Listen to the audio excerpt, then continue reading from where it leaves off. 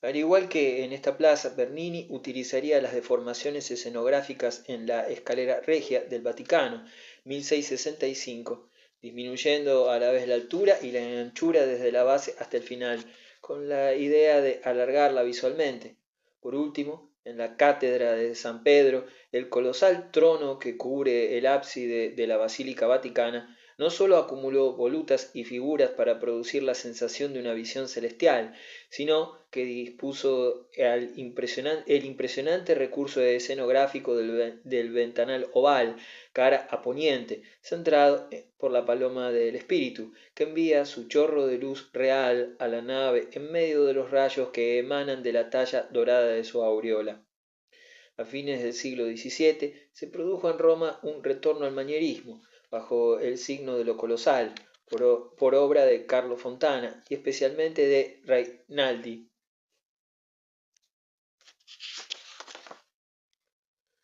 Más todavía que la arquitectura, la escultura barroca tuvo su gran creador en Gian Lorenzo Bernini,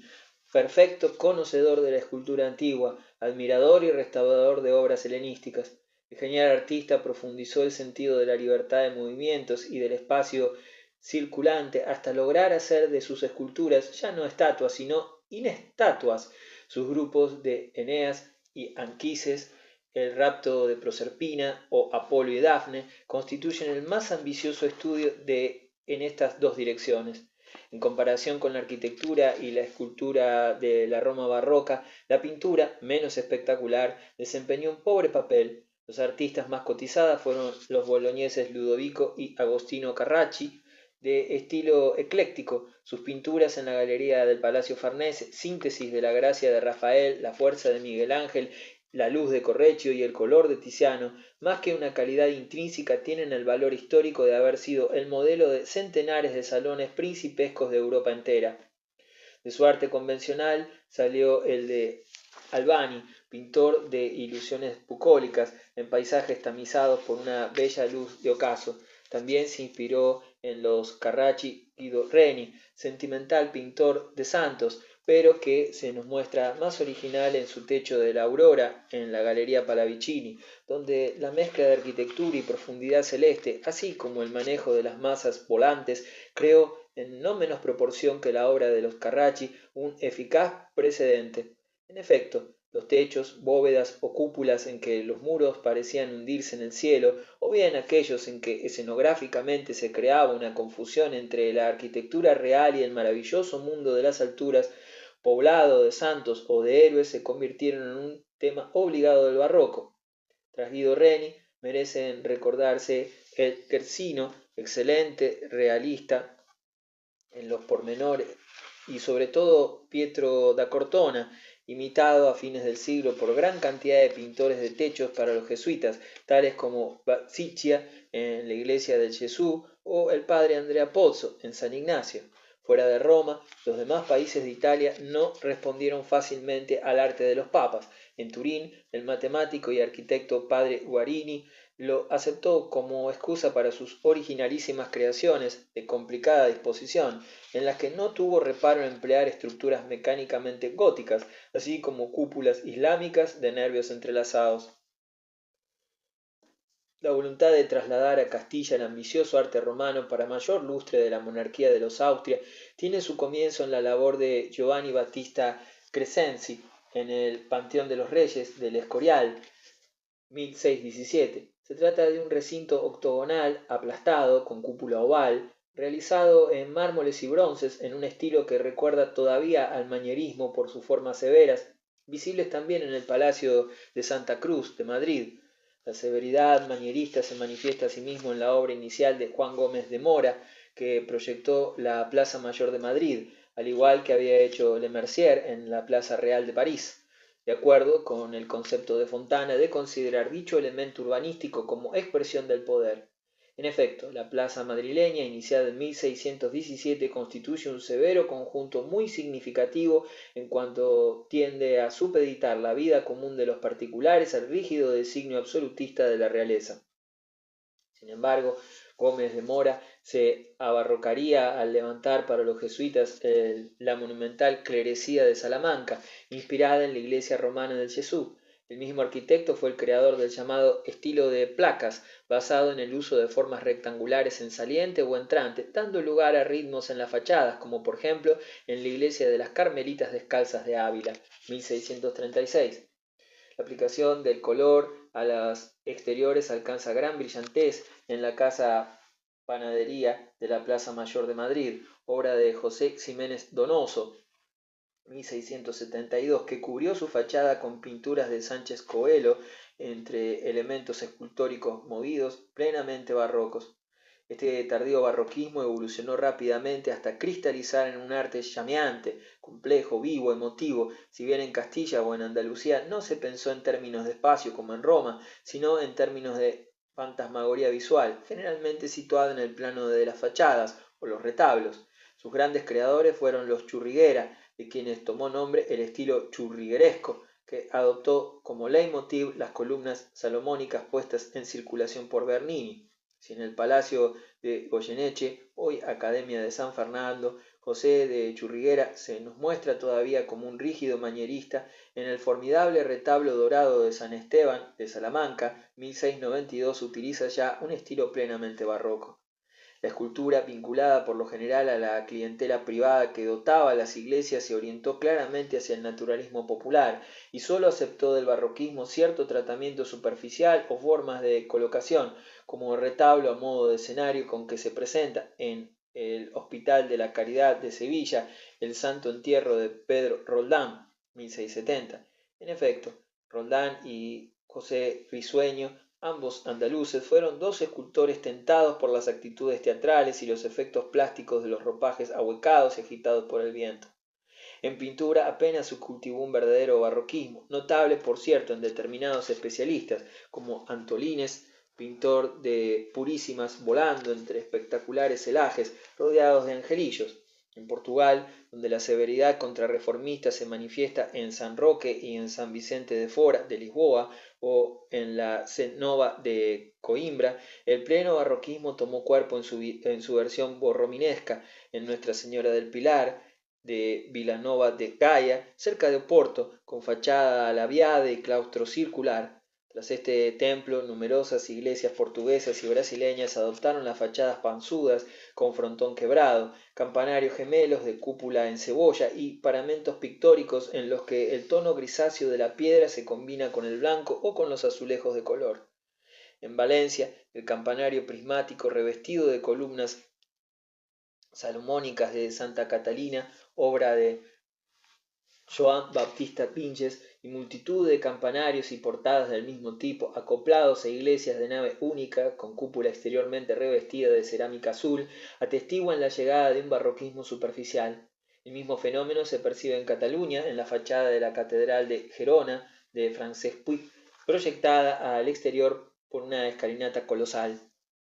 Se ha dicho que en Francia no hubo barroquismo y que el gran arte monárquico debe ser llamado clasicista. No obstante, dentro de su clasicismo, el arte francés del siglo XVII obedece a las ideas fundamentales del movimiento barroco, por su carácter propagandístico y teatral, por su proyección urbanística, por su tendencia a la unidad de los espacios y al ilusionismo visual, por el empleo de trucos escenográficos, por su pompa lujosa, por sus estatuas agitadas, huracanadas, y por sus pinturas de techo con escenas de gloria celeste, en las que Dios y los santos se sustituyen por imágenes del rey y su corte.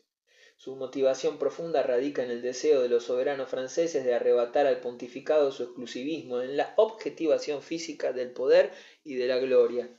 Durante el reinado de Enrique IV, la arquitectura francesa es todavía de raíz manierista, pero los detalles escultóricos denotan ya una tendencia al barroquismo. La Plaza Real de París, 1600-1602, hoy llamada de los Oscos, con sus edificios de piedra y ladrillo uniformados, señala la aparición del nuevo urbanismo creado por Fontana en Roma.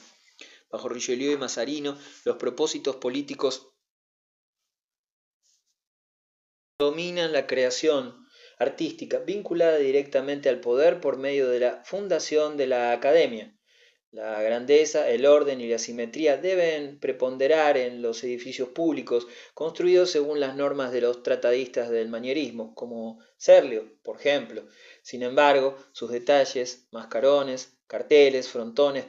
partidos y atlantes constituyen un mundo formal barroquizante. Por otra parte, las iglesias escapan a este corsé intelectual y tanto la de la Sorbona de Le Mercier como la del Val de Grace de François Mansart son puros ejemplos del barroco romano.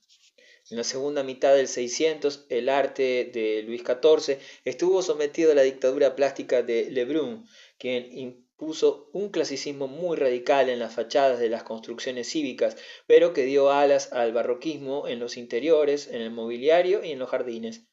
La columnata del Louvre, obra de Perrault, con su orden corintio colosal, exento, levantado sobre un podio y coronado por una terraza, señala el más puro ejemplo del clasicismo romano, llevado hasta la negación de las estructuras francesas con alto tejado. La misma nostalgia de Italia denota el remate en aparente terraza del Palacio de Versalles, construido por Le Beau y Jules Ordin Mansart. Versalles representa una síntesis entre ideas manieristas y una gran concepción barroca, a diferencia de las construcciones de Palladio y a semejanza del tipo creado en el Palacio Barberini. El famoso Palacio francés constituye un edificio con alas posteriormente desfiguradas por la construcción de la Galería de los Espejos, a la vez que su proyección hacia el paisaje se verifica con avenidas prácticamente infinitas, partiendo radialmente de la terraza real, según el esquema urbanístico creado en la Roma de Sixto V. En los palacios reales la plástica barroca se vertió por doquier, con amontonamiento de trofeos atributos militares, banderas, figuras alegóricas, cuernos de la abundancia y guirnaldas de roble y de laurel. Las estancias se representaban en enfilada, concebidas más para llamar la atención que siguiendo un criterio funcional. Los muebles se revestían de formas arquitectónicas fuertes, robustas, recargadas de temas barrocos, en bronce, cobre, estaño, concha, nácar o maderas exóticas. Coronación del barroco francés es la Iglesia de los Inválidos, 1675, obra maestra de Jules Ordin Mansart. Su monumental cúpula se yergue sin profundidad, casi verticalmente sobre la fachada. En el interior, otra cúpula más baja, provista de un orificio central, permite ver mucho más alto el techo de la cobertura superior, con un efecto escenográfico impresionante. Este tema de la cúpula horadada se generalizó a lo largo del siglo XVIII. La estatuaria francesa de esta época se adaptó a los gustos de la corte. Girardon, Coysevoix esculpieron agitados grupos mitológicos, a la vez imagen de gloria y de placer para adornar los jardines y las fuentes de Versalles. Por otra parte, bajo el influjo de Bernini, que se desarrollaba un excelente retratismo para uso de los grandes. En pintura, tras la sensualidad y los ritmos cerebrales de Poussin, todavía anclado en el manierismo, al igual que el glacial Philippe de Champagne, Charles Lebrun fue el más típico creador de composiciones glorificadas de la monarquía, exacta traducción de los temas celestes de las iglesias de los jesuitas. Su rival, Pierre Mignard, fue menos compositor, pero más pintor, más ducho en tratar la luz y el color. Claude Lorrain, en sus fantásticos paisajes de una Italia legendaria, llenos de teatrales arquitecturas, sirvió especialmente el espectáculo glorioso de la luz del ocaso, el mismo tema que obsesionó a los creadores de Versalles, y su succión sublime hacia lo infinito. En los Países Bajos, el enfrentamiento del barroquismo pomposo con el realismo burgués se pone de manifiesto en la oposición entre el arte católico representado por el genio exuberante de Rubens y el del sector protestante y judío interpretado por el no menos genial Rembrandt, del que nos ocuparemos en el apartado siguiente. Pieter Paul Rubens, natural de Amberes, enamorado y coleccionista de la pintura, especialmente interesado por el colorismo veneciano, es sin duda el más barroco de todos los pintores. Sus composiciones rompen con toda ley estática, se desequilibran exprofesos sobre ejes diagonales y crean círculos y remolinos de líneas de fuerza. En vez de jugar con el arabesco, Rubens jugó con volúmenes movidos en el espacio y, en lugar de las formas cerradas y apoyadas del Renacimiento, utilizó formas abiertas y volantes. Gran colorista, hizo gala de un cromatismo extraordinariamente rico, pero sintió predilección por los tonos cálidos que expresan la vida, los rojos, los rosados, los rubios, los colores del queso y de la mantequilla, el esplendor cromático de la piel y de los cabellos de las opulentas mujeres de Flandes, la belleza de su esposa, Helena Forment, no fue ajena al canon feliz de sus pinturas. En la misma dirección que Rubens, cabe citar a Jordaens, glorificador de la comida y de la bebida, y a su seguidor aristocratizante, Van Dyck, que con esbelteces y delicadezas azules y verdosos llevó el estilo vital de Rubens a una altiva sofisticación muy adecuada para hacer de él el retratista preferido del rey y de la corte de Inglaterra.